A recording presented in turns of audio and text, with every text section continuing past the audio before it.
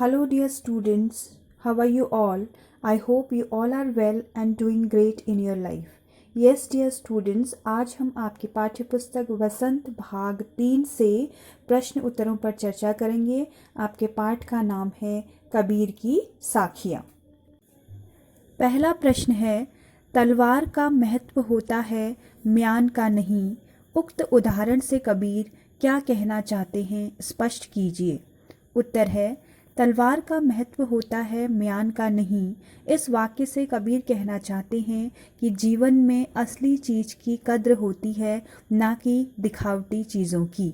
इसी प्रकार किसी भी व्यक्ति की पहचान अथवा उसका मोल उसकी काबिलियत के अनुसार होता है, न कि उसकी कुल, जाति, धर्म आदि से। इसी प्रकार वे आगे कहते हैं कि ईश्वर का भी वास्तविक ज्ञान जरूरी है। ढोंग, आडंबर तो म्यान के समान निरर्थक हैं, जिनका कोई मूल्य नहीं है।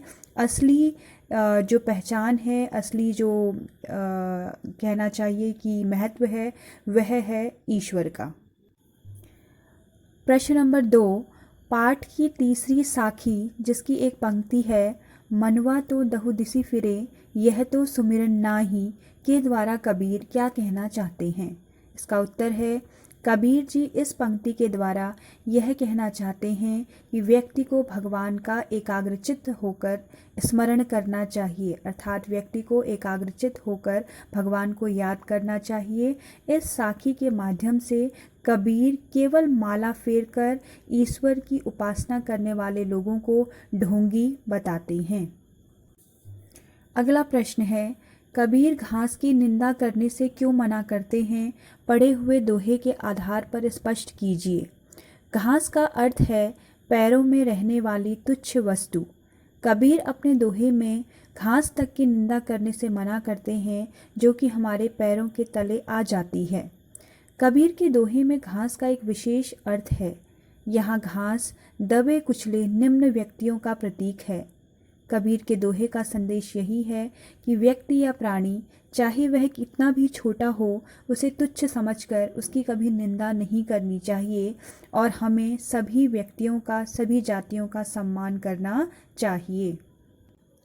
अगला प्रश्न है, मनुष्य के व्यवहार में ही दूसरों को विरोधी बना लेने वाले दोष होते हैं, यह भावार्थ किस दोहे से व्यक्त होता है।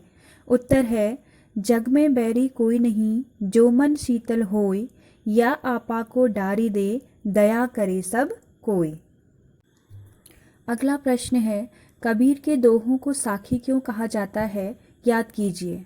कबीर ने ईश्वर को साक्षी मानकर अपने दोहों की रचना की थी, इसलिए इनके दोहों को साखी कहा जाता है। साखी का अर्थ है साक्षी अर्थात गवाही।